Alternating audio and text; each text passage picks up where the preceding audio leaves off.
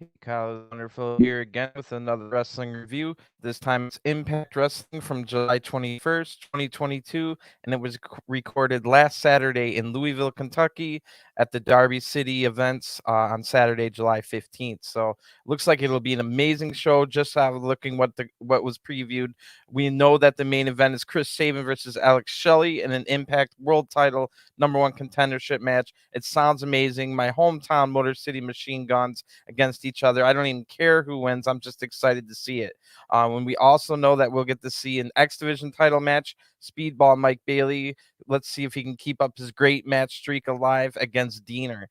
We've also got 3 or 4 other good matches to look forward to, and we might find out, and we do more about Killer Kelly and Jessica, formerly known as Havoc. So let's just get right into BTI before we get into Impact. We'd start with Before the Impact. You can find it on the Impact YouTube channel. It's always a good way to remember what happened going into this week. Plus, we always get a match on BTI. So this week it'll be Johnny Swinger versus Laredo Kid.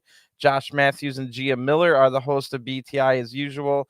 Gia has Becky Lynch style glasses on because she finally got verified on Twitter. Robbie E gets a mention here, the Mr. Stone in NXT right now. That was weird. But anyway, the next big event for Impact will be Emergence in Chicago on August 12th. And we then get to see the last half. So now we do some of the recaps. I'll just quickly go through some of the recaps so you remember what happened last week. We saw the end of the Bullet Club losing to Honor No More in last week's 8-man tag. Honor No More desperately needed that win to stop their losing streak, and Maria helped to get the win with a low blow to Doc Gallows. So OGK might be getting the tag title shot in the future, and they do mention that tonight. So then we see Eric Young joining Deonna and Doring late for their 6-man tag match against Motor City Machine Guns and Josh Alexander. Shelley made Deonna tap to end the match, and then EY also tapped out. So Deonna can always say, well, you tapped out too, kind of deal. So anyway, this somehow gets Deonna an X Division title match, and then we'll see that tonight. But also coming out of this match is our main event, Alex Shelley versus Chris Sabin. Chris Sabin touched the Impact world title while giving it to Josh Alexander, and it sparked something in his mind or something like that. So we also get to see the last part of the Chelsea Green versus Mickey James match where Chelsea won. I blasted this match on my review last week as being terrible, but I've heard 2 other major podcasts said this match was great. So that just goes to show you every match is different to everyone. It's all in the eye of the beholder. For me, there was just way too many botches, took me out of the match. Chelsea ended up winning with her feet on the rope, and Mickey James left doubting herself. She's saying she's going home. So we did not see Mickey James tonight. I wonder when we'll see Mickey James again. Then we get to see, this is exactly why the recaps are good. I forgot this match even happened. We see the ending of Macklin versus James Thorne. Macklin got the win after hitting Storm into the exposed turnbuckle. Then Sami Callihan tried to surprise Macklin, but Macklin escaped. It was one step ahead. So we haven't seen Moose since Against All Odds. So I was definitely wondering if we'll see Moose soon. And then we also see the match where the entire match, because it was so short, Masha Slamovich destroying Tennille Dashwood last week. And now has her set sight on Madison Rayne, does Masha Slamovich. So our social media top 5 for this week is Killer Kelly is coming, Mickey James and Chelsea kissing last week. Number 3 is Keith taking out Honor More again. Number 2 is Motor City Machine Guns collide. And number 1, Rosemary finds Jessica. So the clapback moment of the week is Gia Miller getting verified and yelling at Josh about it. The Iceman intel for the week is Masha Slamovich running through everyone. She likes to give her victims pictures of themselves with blood. Tennille has not been seen since last week, and now this week, Madison Rayne has to face Masha Slamovich. So it's time for our BTI match. It's Johnny Swinger versus Laredo Kid. Swinger has a little homemade mini ring that Zicky Dice pushes him out in, just playing out like the mini rings at WrestleMania 3. I like that gimmick. Laredo Kid comes out with a really good looking cape. Scott the Moors on commentary with Matt and Tom for this match, and it's pretty funny. The commentary in this match is pretty funny. So if anything, go find this match on BTI just to listen to the commentary. Laredo starts the match with doing some lucha style flips. This concerns Swinger right away. He just wants to do a test of strength instead. Laredo then uses more lucha moves to confuse Swinger, and a lot of funny jokes from the announcers in this one. Zicky Dice on the outside, who takes a cheap shot to help Swinger get in control. The crowd now chants, a few in the crowd chant for Swinger, actually, which is kind of funny. Swinger hits a swinging neck breaker and then applies a headlock. Laredo fires up, but Zicky Dice trips him from the outside. It looked like the ref would have seen that, but apparently the ref did not see that. So Swinger fakes diving to the outside now and slowly runs to the outside for an axe handle. The crowd chants holy-ish on that one. Really funny. Laredo then turns the momentum with a big punch and then a springboard drop kick. Laredo then springboards to the outside on the Swinger and Zicky Dice. That looked great. Laredo goes to work on Swinger's leg now, hitting a drop kick as well. Laredo signals for the end and applies a half crab. No tap out here, but Laredo stomps on the knee twice, reapplies the crab, no tap out again. So 2 elbow drops to the knee, again locking in the half crab. Now Zicky Dice is able to push the ropes forward to help Swinger get to the ropes to break the hold. Laredo Kid rolls out of the ring to confront Zicky Dice. Swinger then dodges a blackbuster attempt, but Dice accidentally hits Swinger in the head with a loaded fanny pack. Laredo gets the win off of this. 1, 2, 3. The winner of the match by pinfall is Laredo Kid. And Josh jokingly says they should have the best of 7 series because that was a pretty funny match. Very big clash of styles. So now we get to our official opening for Impact. We get an amazing hype video to start this week's episode of Impact. It was all about the Motor City Machine Guns history. I absolutely love this video. Then we get to see both men are arriving earlier today to the building, but separately. They are not together. So we start this week's action with a tag team match in the Knockouts division. It'll be Jordynne Grace and Mia Yim versus Vext. That's spelled VXT, all caps. And Vext is Chelsea Green and Deonna Purrazzo. So Vext comes out the new music for their new tag team. They've got matching gear as well. Mia Yim, with her cool entrance with the dancers, comes out. Mia has Becky Lynch's steampunk goggles, I noticed. Her partner will be Jordynne Grace. Mia Yim and Jordynne Grace will fight for the Knockouts title at Emergence. And the last time Mia Yim and Jordynne teamed, it broke down when they hit each other on accident. So we'll see if that happens again. Jordynne and Deonna will start the match. Deonna gets a wrist control right away. Jordynne tries the lucha flip out of it, but can't. So Jordynne just uses her strength advantage instead to power out. Jordynne hits a hip toss and a nasty looking back elbow. Jordynne has control now and tags in Mia while applying a headlock. Mia Yim is able to keep control, try some quick pins to get out of this match early, but they don't work. Deonna now is able to tag in Chelsea. Mia fights off a double team and hits an arm drag to Chelsea. Mia hits a haluva kick in the corner and then tags in Jordynne. Jordynne comes in and holds Chelsea in the air for a long time before finishing the scoop slam. Jordynne tags out, but the referee did not see it, which was kind of weird. That was kind of random. I didn't expect to see that there, but Deonna now from outside attacks Jordynne, giving Chelsea control. Jordynne did not get the tag out. So Chelsea curb stomps Jordynne into the bottom of the turnbuckle. The crowd rallies hard now behind Jordynne, but Chelsea stays in control. Deonna now tags in, hits a nice double team on Jordynne, who's definitely in trouble now. But Jordynne Grace is able to block a suplex. Chelsea comes in to help. They try to double suplex Jordynne Grace, but Jordynne blocks that too and suplexes both women at the same time. That looked great. Great show of power by the big powerhouse Jordynne Grace, the Knockouts Women Champion. So Grace then fights off a double team, but Deonna gets a sleeper hold applied on Grace. Jordynne now is able to escape, but Chelsea takes Mia off the apron, unable to tag out. Jordynne then hits a big suplex. Mia's back up, and Mia Yim tags in now. Mia hits a move on both women at the same time. Vex tries to double team her, but Jordynne comes in to help. Jordynne and Mia dive to the outside at the same time. That looks pretty cool. This is a good match right here. Definitely check this one out. Vex now double team Mia back in the ring, only for a 2 count though. Chelsea tags in, but Mia blocks the double team. Jordynne comes in and helps Deonna, or hits Deonna, I should say, with a spine buster. Pretty big spine buster there too. Chelsea takes out Jordynne, but Mia then again takes out Chelsea. Chelsea gets back control, tags in Deonna Purrazzo. Again, Mia Yim counters a double team. She's been countering a lot of double teams in this match. Mia Yim then hits a stunner at the same time to both women. And weirdly, Mia's looking the tag out and is so confused that Jordynne Grace in there. Jordynne Grace was attacked a little bit earlier, wasn't on the apron. Vext hit a big double team to get the 1-2-3 off of this confusion. The winners of the match are Vext, VXT, Deonna Purrazzo, and Chelsea Green. Mia Yim and Jordynne Grace talk about what happened as we go to an ad break. So, yeah, it wasn't exactly them, Mia Yim and Jordynne Grace hitting each other like they did in their last tag match, but there still was confusion. They don't have very good chemistry as a team, as it turns out. So we will see if they have to team up anymore as we go to Emergence. Emergence isn't until August 13th, so we still got a few more weeks for this title match to develop into a feud. We'll see what happens next week between Mia and Jordynne, but we do find out more about Deonna Purrazzo and Chelsea Green later on, so stay tuned for that. Now in a stairwell is all of Honor No More. Every single member is there. Matt Taven says, "Look at me. What's missing? Look at all of us. Tell us what's missing. Impact Wrestling has given us no title shots. Now we have to face the Bullet Club Young Boys. Where's our tag title shot?" Kenny says, "Impact's playing games. The next game they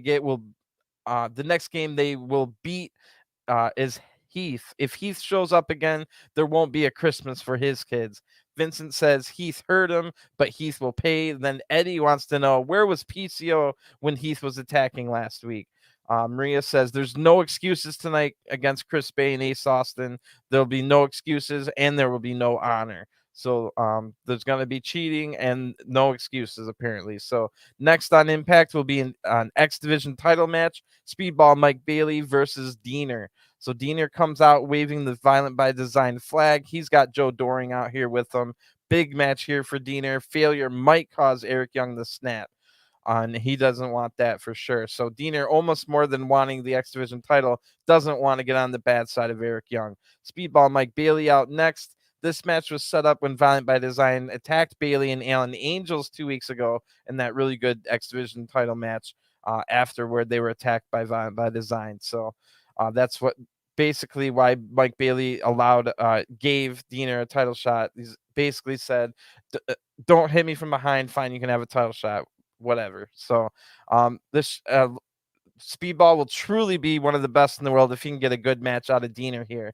Bailey hasn't had any bad matches all year throughout the entire world. So Deaner charges as the bell rings. We're all off to a start here. Mike Bailey is able to sidestep it and hit a bunch of forearms, but Deaner fights back and takes Mike Bailey down right at the beginning here. Mike is able to block a DDT attempt. Then Deaner dodges Ultimate Weapon, early attempt for Ultimate Weapon here. Mike quickens the pace now, hitting an arm drag and a drop kick, then putting a Boston Crab in deep, but Deaner is able to get to the ropes. Deaner then dodges a kick, but eats a Mafia kick soon after. Good move there from Bailey. Deaner runs away, but catches Bailey on the apron.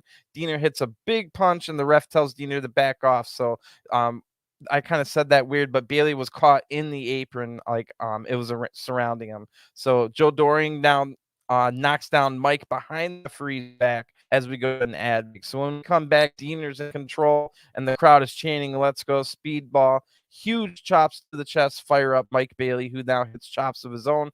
Deaner rakes the eyes because he was sensing trouble and hits a scoop slam for a 2 count. Deaner's offense in this match is definitely boring compared to the amazing Speedball Mike Bailey. So Deaner hits right as I write that, Deaner hits a bad looking drop kick, then a decent looking neck breaker after that for a 2 count. Mike Bailey fires up now, hits multiple quick kicks, then an axe kick, and more kicks has Mike in control now. Bailey hits a running, twisting, shooting star press for a 2 count.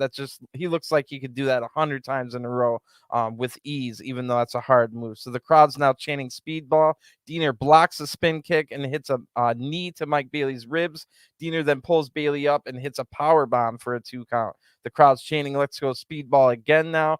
Mike blocks a suplex and starts a chop battle. Both men's chops sound very nasty and loud. Mike wins this exchange. Deaner's able to dodge 2 kicks, but Mike feints the 3rd kick and then kicks him in the head after the feint. So Mike counters a DDT on the apron right after this. Joe Doring distracts long enough for Deaner to avoid Ultimate Weapon, or the non-springboard version. Mike hits his knees hard on the apron here. A back elbow now and a flipping neck breaker on the rope has Mike in trouble.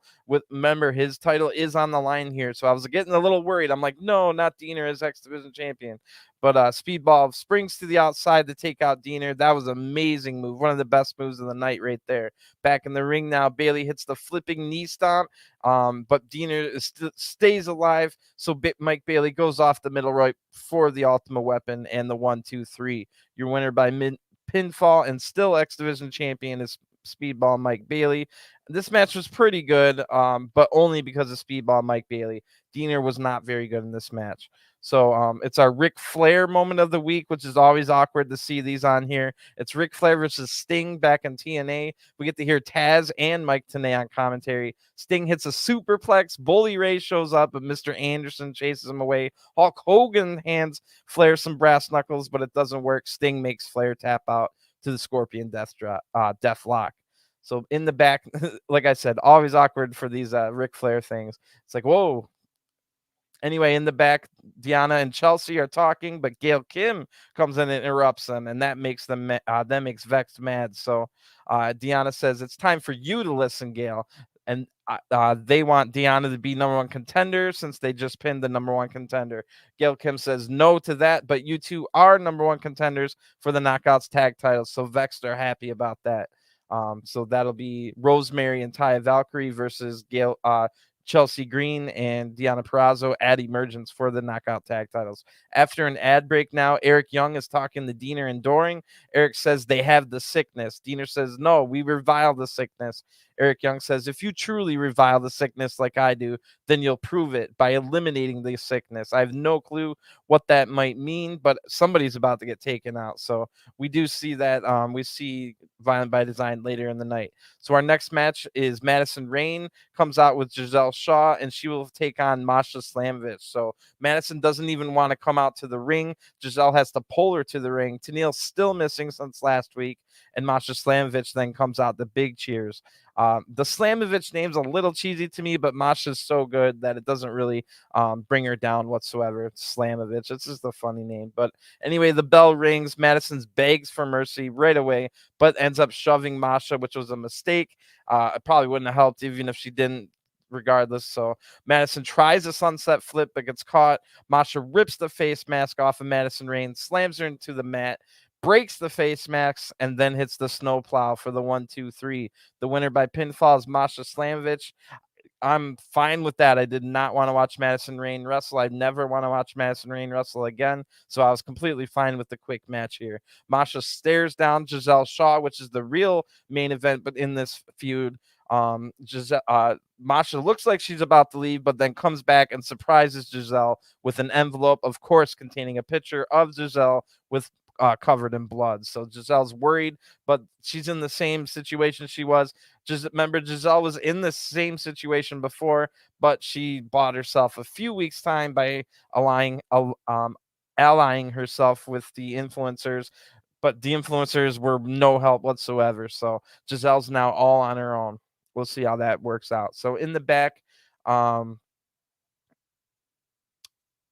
we've got Brian Myers talking to crew members about his digital media title.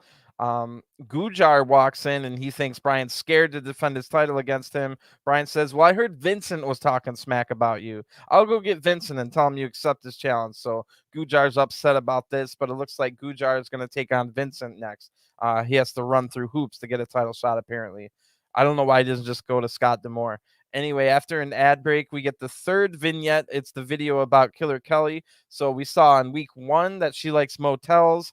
And I kind of thought she might have been a lady of the night in SW, if you know what I'm saying. But by week 2, I kind of didn't think she was a lady of the night anymore. It almost looked like she was an assassin. All we knew is that last week we left off with her peeping through the motel peephole, looking at 2 women. So now we see Killer Kelly's in the motel drinking a cocktail, and we hear her thoughts in her head. She says, do you ever get the feeling someone is watching you? That's because I am. So now we see a weird looking guy approach Kelly, and he's talking to Kelly, but she's disinterested. And then we hear Kelly's thoughts again, and she says, people just don't know when to shut the F up. So then we see the video ends. We don't really get too many more answers on her character, but it is confirmed that Killer Kelly will be here next week. So that was the worst video of the three. It didn't tell us anything more, but I do think that they are hinting that Killer Kelly is an assassin of some sort, and that the killer part of her name is literal, if you know what I'm saying. So I thought she might have been a lady of the night, but I think she's actually a hitman or something like that. So we'll have to see where that goes. I wonder who her first target will be. I don't have anyone off the top of my head, but yeah, really, I have no idea what she's going to do next week. So we're going into a tag match now. It's Bullet Club, represented by Ace Austin and Chris Bay, versus Honor No More, represented by the OGN, or the OGK, I'm sorry, Matt Taven and Mike Bennett. Maria Kanellis, of course, out with them. So the OGK come out. Maria's having a really bad hair day. It must be humid there. Bullet Club's music hits. Chris Bay and Austin out now. They're the clear baby faces here. Who would have guessed that joining Bullet Club would just turn Ace Austin face instantly? So 3 of the 4 guys in this match are wearing purple. Matt Taven is going to start the match with Ace Austin. Taven's talking trash as Ace goes on the attack. Taven counters this and says to Ace that I'm going to be your daddy tonight. And then says something about you shouldn't be wearing purple. Purple's my color. So Taven hits a few moves here, but Austin counters, then both tag out. Chris Bay and Mike Bennett in now. Mike uses his size, hitting a nice shoulder tackle, but Chris Bay quickens the pace and hits a nice springboard hurricanrana. That looked great. Really good move there. Bennett then uses his size again to power through a headlock and tag in the Taven. Taven goes on the attack, but Chris is able to dodge it and tag in Austin. And then they try to double team Taven, but Taven fights it off. Austin hits a big kick now. Maria pulls the ropes down as Ace Austin was running the ropes, and Ace Austin goes flying out to the outside. Ace hits a penalty kick off. Eventually, off of this, he hits a penalty kick to the head of Taven off the apron. Bennett comes over to help and hits Ace Austin with some massive forearms. Bennett tags in, and they double team Ace and hit a purple Thunder Bomb, a variation of the blue Thunder Bomb. The crowd rallies big time behind big time babyface now Ace Austin, which is still weird. But another tag means another double team from the OGK. Austin eventually dodges it and tags out the Chris. Chris comes in and counters a double team himself to hit a reverse DDT on Bennett. Bay then hits 2 neck breakers for a 2 count. The crowd wants Chris to end it right now. Taven helps Bennett to avoid the art of the finesse, almost connected there. Ace comes in now and they double team Mike Bennett. Taven's able to break up the pin, however. Taven then back body drops Ace right out of the ring. Super kicked by Taven, brainbuster by Bennett, and Chris avoids the Aurora Borealis frog splash right after that. So Maria then distracts the referee and Taven hits a low blow. Heath out of nowhere now takes down Taven with the wake-up call from behind the referee's back and behind Taven himself. Ace Austin then hits the blockbuster, the fold for the 1-2-3, and the winners of your match are Bullet Club. So Eddie is definitely going to be mad about this. We don't get to see Eddie anymore in this episode, but you know that he's not going to be happy about that one. So we go to the back now, and Gia. Oh, what's up, bro? Yeah. No, it's all good. No, we're still just going to keep going. In the back, Gia is interviewing Macklin now, and Macklin says Sami Callihan might be a master of mind games, but I was bred for war. He can play all the mind games he wants, and then the lights go out, and Sami says, I gotcha. And then Sami just walked into a trap because Moose is here with Macklin. So they're about to hit Sami with a weapon. I think it was a heavy barrel trash can, but the lights go out, and Sami disappears. So they almost got Sami in a trap, but Sami is able to use his whatever kind of dark, mysterious powers he has, supernatural stuff. So anyway, after an ad break, speaking of supernatural, we've got Rosemary. She's talking to Jessica Havoc, and I say Jessica Havoc. If you didn't see last week's episode, you missed a lot. Rosemary tells Havoc to put the gas mask on. You always do that before battle. And Jessica says, what is this, Game of Thrones? So Jessica leaves, and Taya says, Havoc lost to Masha and didn't want to be Havoc anymore, just like Su Ying back in the day. So she's the bright and smiling Jessica. So Jessica comes back in. She's wearing a fur coat, and Rosemary's all mad and says, we don't have time for this. So if you missed it last week, basically they didn't spell it out to us, but I believe that Taya Valkyrie got to we all know that we know for a fact that Taya Valkyrie got to Havoc before Rosemary did.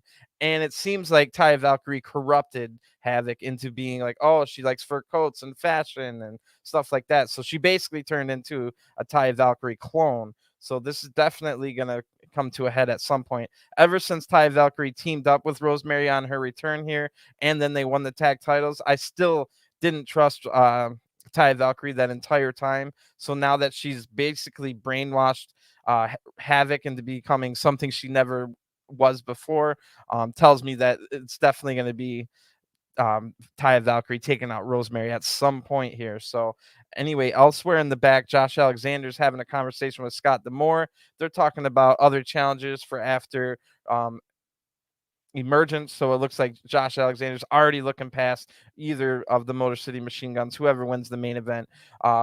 One of the people Josh Alexander mentions was Rich Swann. Rich, of course, walks in and says, I heard that and I thank you, but I did never get my rematch for the Impact title. Scott says, well, the title picture is a little busy right now, but next week you can take on Kushida in his debut. So, wow, I did know that Kushida was making his debut, but that'll be a pretty good match. Rich Swann versus Kushida is going to be awesome. So also next week, we're told it'll be Ace Austin versus Eddie Edwards. So like I said, we didn't get to hear what Eddie Edwards had to say about that loss, but we do get to find out that Eddie Edwards will fight Ace Austin next week. And then we get some pretty big news as well. At Emergence, we will see Bandito versus Ray Horus in a AAA showcase match. Bandito, if you've never seen him before, you're in for a treat. The former ROH world champion Bandito.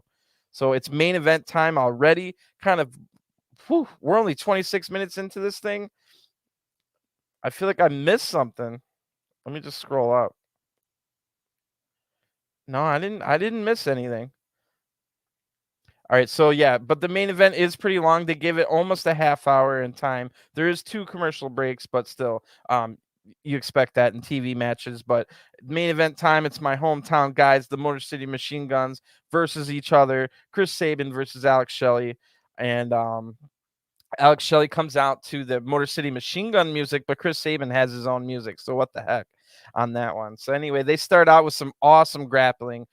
Too much fast grappling for me to write down, but Shelley does get 3 different close pinning combinations, all of them close to winning right away. So we see Josh Alexander's watching the TV in the back, and we go to an ad break after a few great minutes of quick pace grappling. When we come back from ad break, they're still grappling. Shelley hits a big overhand chop, and now the fight has started. Shelley's awoken Sabin here. Sabin hits a neck breaker to take control, and then some nasty forearms to the back of the neck. That's going to be a theme here. Sabin starts targeting the neck now of Shelley. Maybe Shelley has been complaining for weeks about a sore neck, and that's the problem. When you fight your tag partner unexpectedly, they know all your current illnesses and sorenesses and injuries and whatnot. So this is the first time that these two have fought. I mean, yes, well, it's the first time they fought since 2009 when Shelley got his first ever and only to this date singles title, winning the vacant X Division title over Sabin in that 2009 match.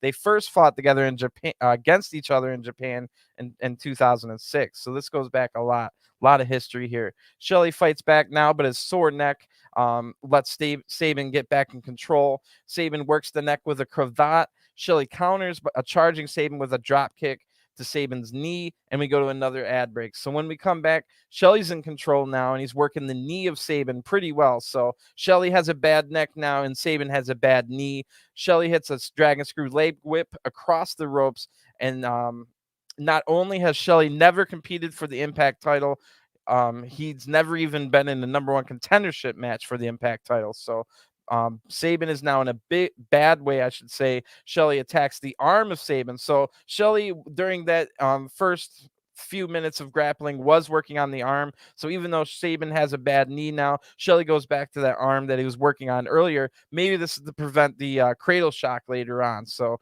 Shelley ties up Sabin and knots, working over the knee a little bit more now. I think he had the arm trapped as well. So knee and arm attacks here. Shelley does kind of like the paparazzi picture hand sign that he used to do back in the day, focusing in on the knee of Sabin. Sabin counters and then hits a big chop. Sabin with a near fall off a pretty nice crucifix pin. Sabin gets up from that to hit a big DDT to buy time for Sabin to recover from all that damage he just took.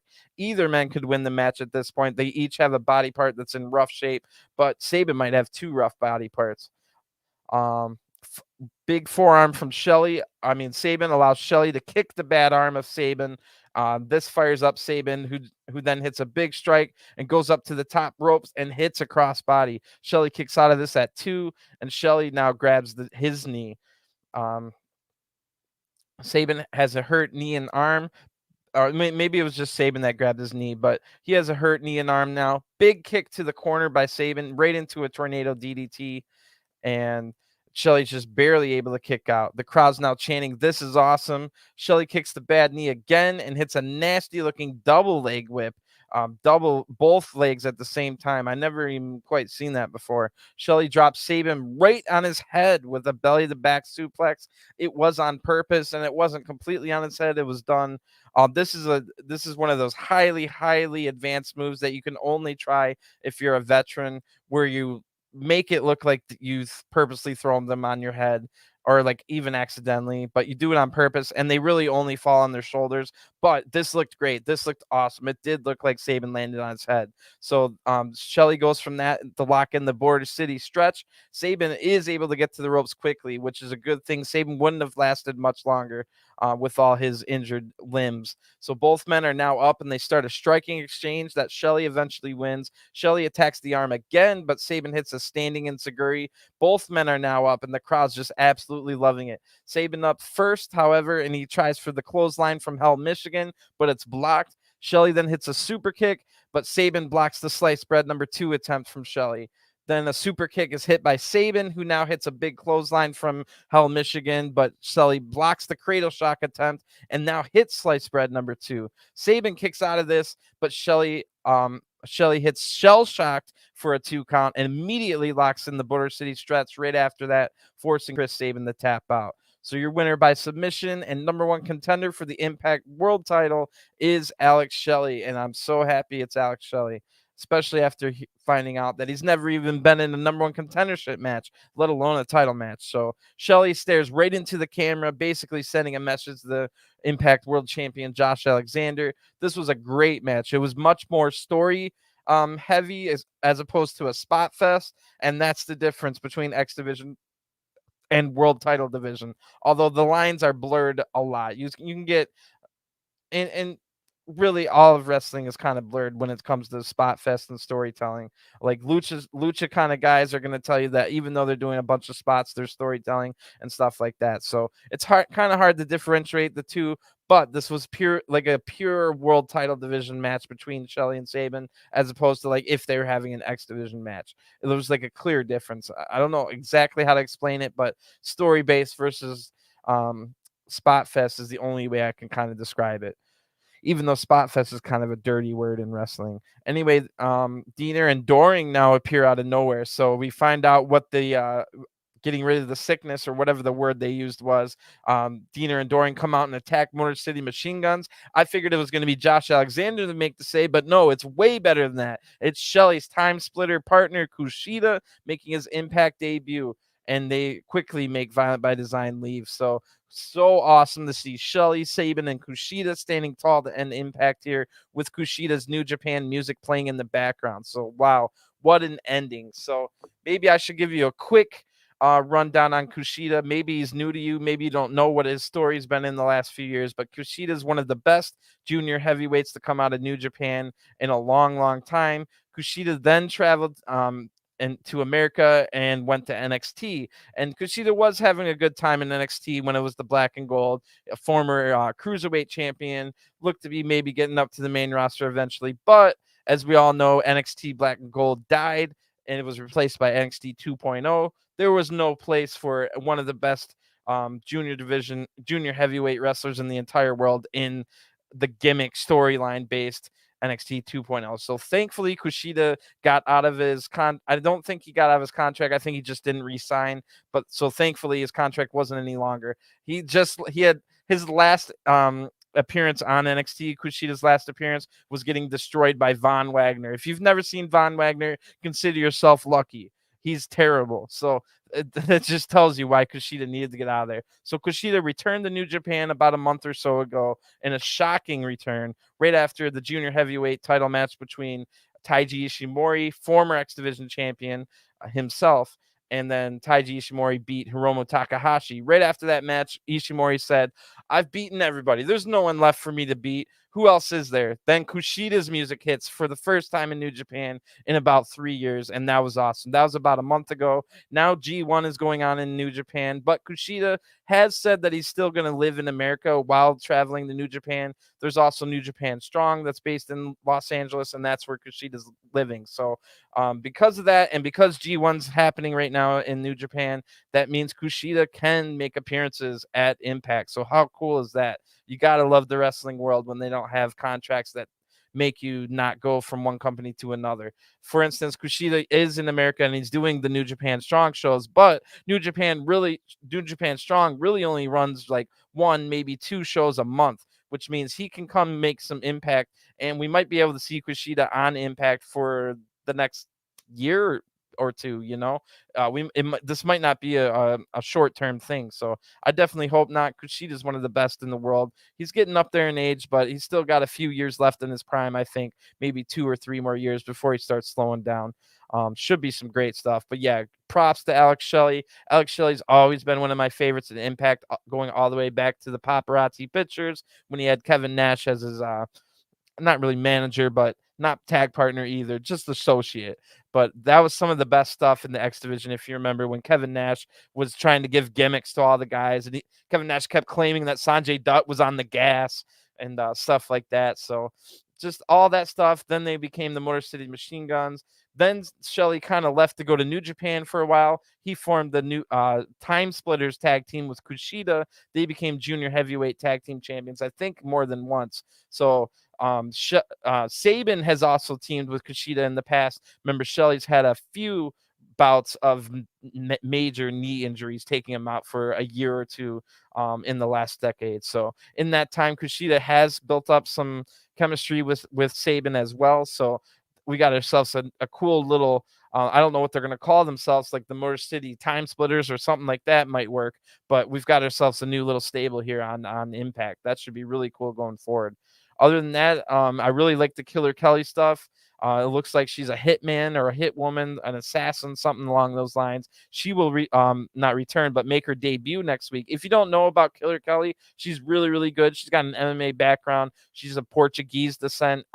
She was actually supposed to come to Impact 2 years ago, but she had some kind of visa issue or something that prevented her from working in America or something along those lines. But Killer Kelly has been toiling away mostly at XW or WXW in Germany, mostly working in Europe. So as we've seen with Speedball Mike Bailey, these people that get trapped in their home countries and stuff can sometimes, when they finally get access to America, just come in and storm the place down, just like Speedball Mike Bailey did. So that'll be pretty cool. I'm really interested in this Jessica Havoc stuff. It's so awkward to see Jessica Havoc. She's got bright pink hair. She's smiling the whole time. She's wearing a fur jacket. She's turned into the little mini Taya Valkyrie. So that whole storyline's pretty cool. And that's one great thing. One of the best things that Impact has over WWE and AEW is the women's division, the Knockouts division. There's so many intertwining stories in the women's and the Knockouts division here in Impact, whereas WWE and AEW can't do any stories with the women if it doesn't involve a title. But we've got the 2 title feuds going on. We've already got the 2 Knockouts titles matches for Emergence signed, but there's so many other stories in the rest of the women's division. You've got Masha Slamovich going after all the influencers leading the Gisele Shaw. You've got this whole Rosemary, Jessica Havoc, and Ty Valkyrie side story.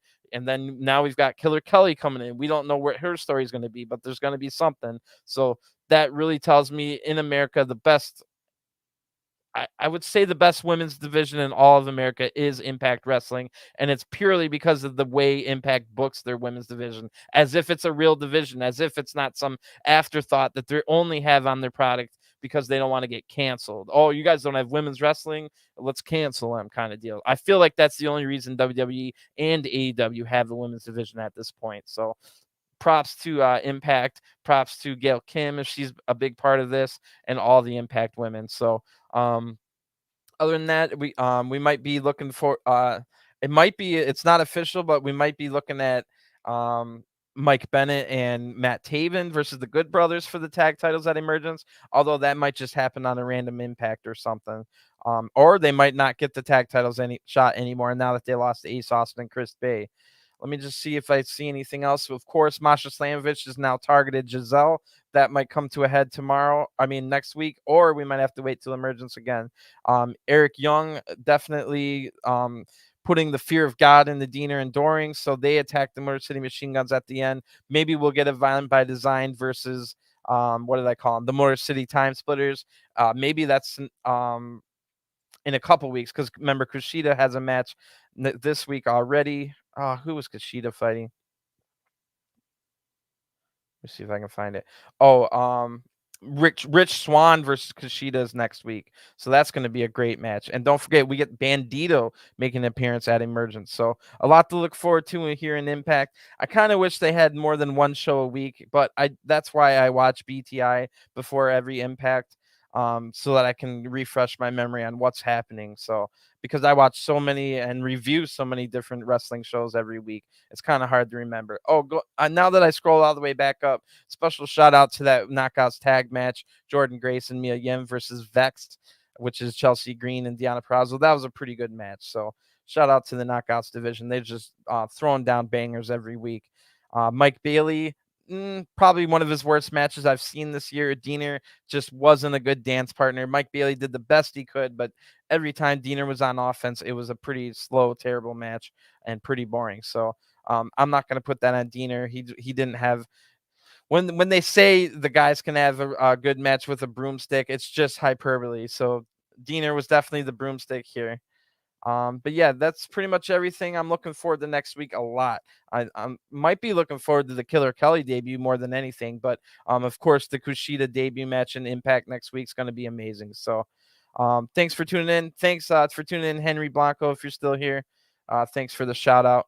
And I will see you guys next time. Have a good weekend, and I'll see you next week. But don't forget, I review pretty much everything on this channel. So if you're a wrestling fan of other companies, come check it out and give me a subscribe so you can find it. So have a good weekend. I'll talk to you guys soon. Peace.